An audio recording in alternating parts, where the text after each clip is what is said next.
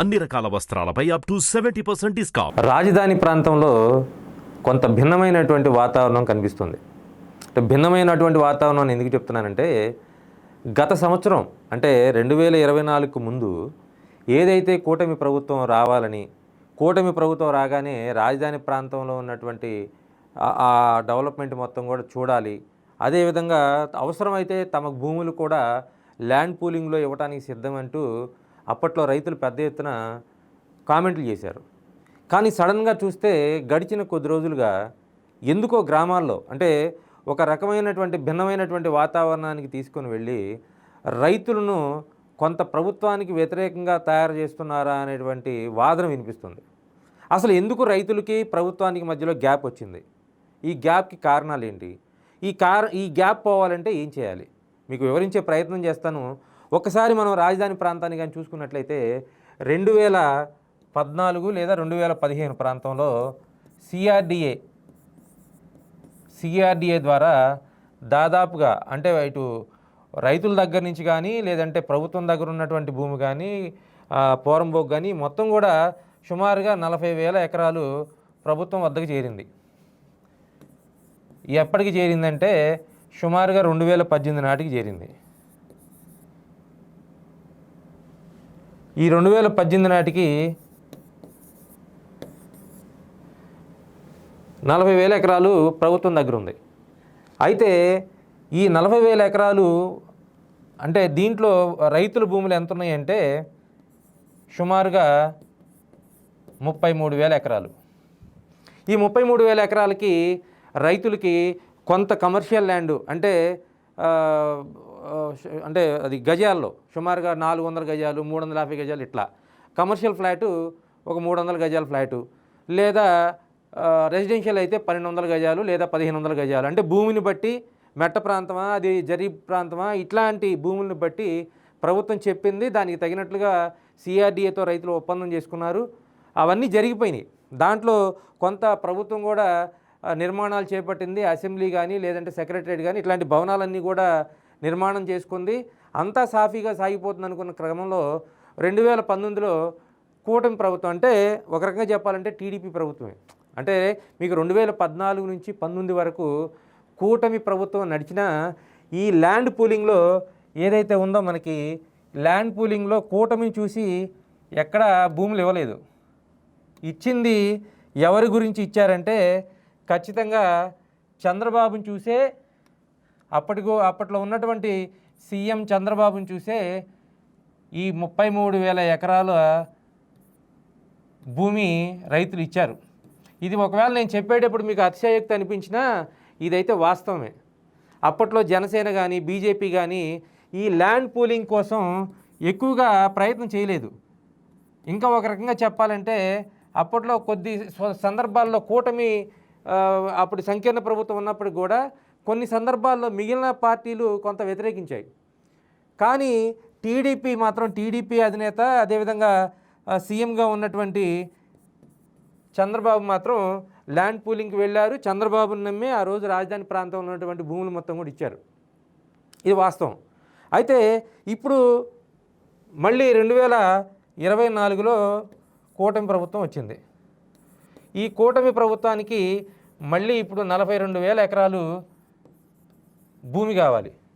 ఎందుకు కావాలి అంటే ఒక రకంగా అంటే ఎయిర్పోర్ట్ నిర్మాణానికి కానీ లేదంటే అక్కడ ఏర్పాటు చేసినటువంటి రైల్వే లైన్లు కానీ లేదా స్పోర్ట్స్ సిటీ కానీ ఇలాంటివన్నీ కట్టాలంటే మామూలుగానే రాజధాని నిర్మాణం కోసం భూములు అయితే కావాలి.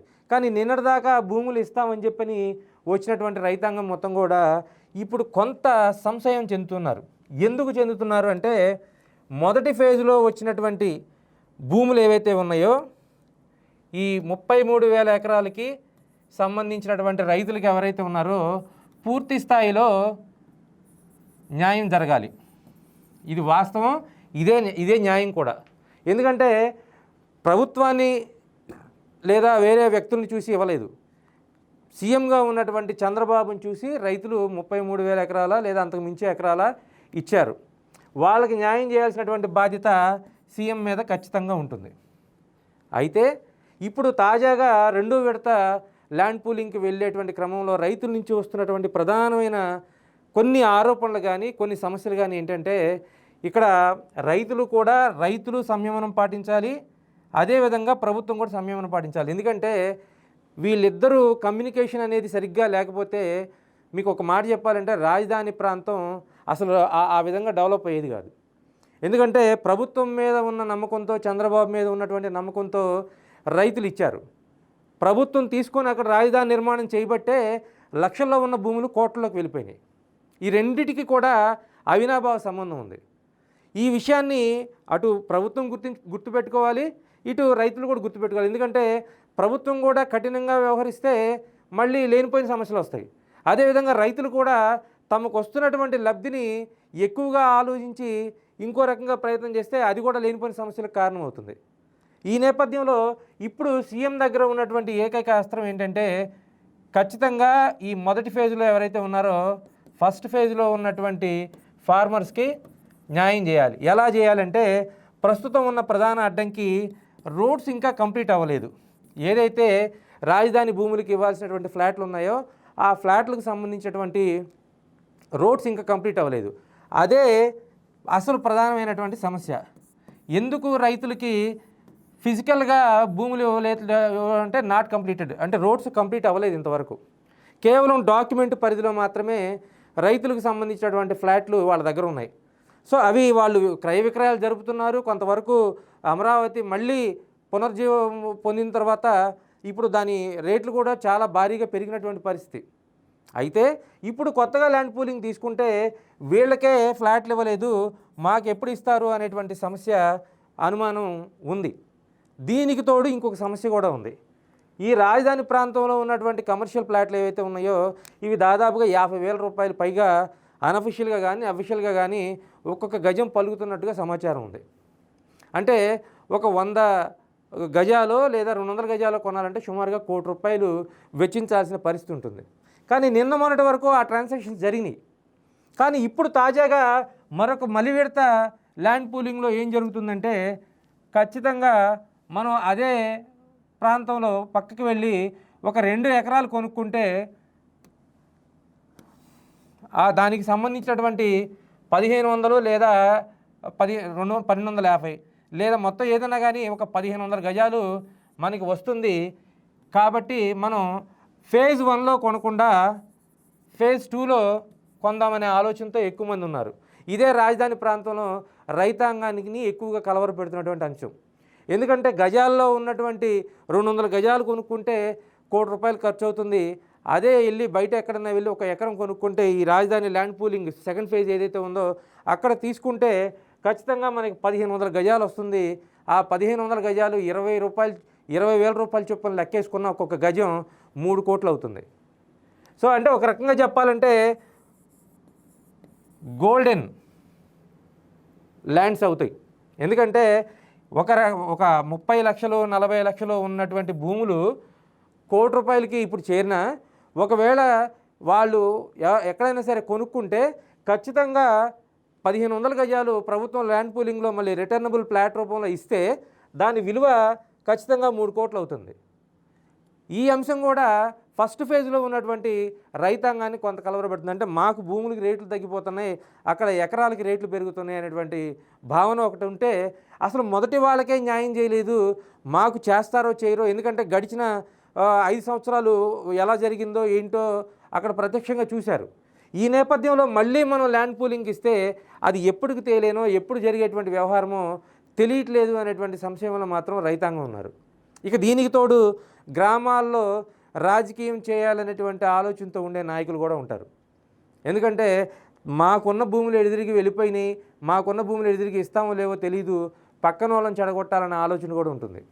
ఇది ప్రధానంగా గ్రామాల్లో ఉండే రైతాంగం కూడా గమనించాల్సినటువంటి అంశం. ఎందుకంటే మీకు అసలు మీ భూములకి విలువ పెరుగుతున్నటువంటి ప్రధానమైన అంశం ఏంటంటే రాజధాని ప్రాంతం అక్కడ ఉంది కాబట్టి. అసలు మీరు ఆ రాజధానికే భూములు ఇవ్వమంటే అది మళ్ళీ లేనిపోయిన తలనొప్పి అవుతుంది.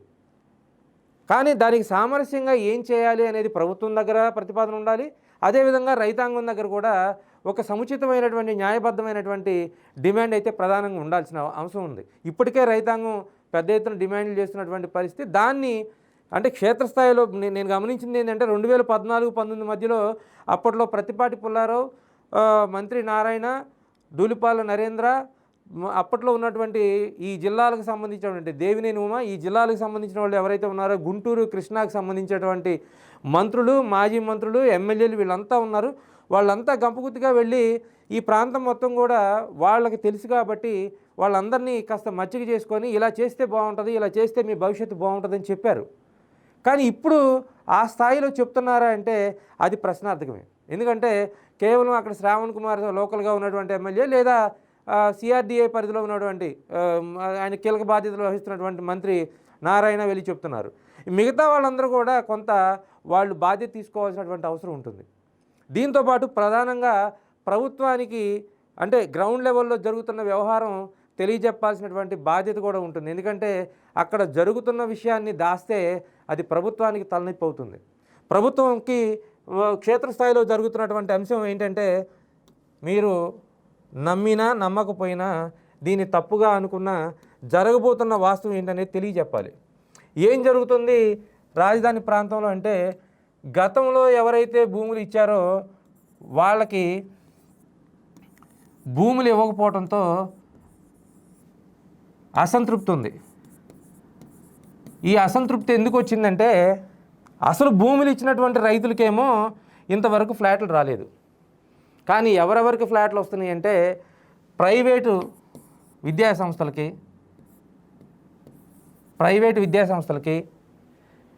ఐఏఎస్లకి, ఐపీఎస్లకి, వాళ్ళ క్వార్టర్స్కి, మిగతా ఏదైతే భవనాలు నిర్మించాలనుకున్నారో వాళ్ళకి సంబంధించినటువంటి పనులు శరవేగంగా జరుగుతున్నాయి. కానీ క్షేత్రస్థాయిలో ఈ భూములు ఇచ్చినటువంటి రైతులకి ఇంతవరకు రిటర్నబుల్ ఫ్లాట్లు ఫిజికల్గా అందలేదు. ఇది చాలా లోతైన అంశం, చాలా తీవ్రమైనటువంటి అంశం. ఎందుకంటే ఎవరికైనా సహజంగానే అసంతృప్తి ఉంటుంది.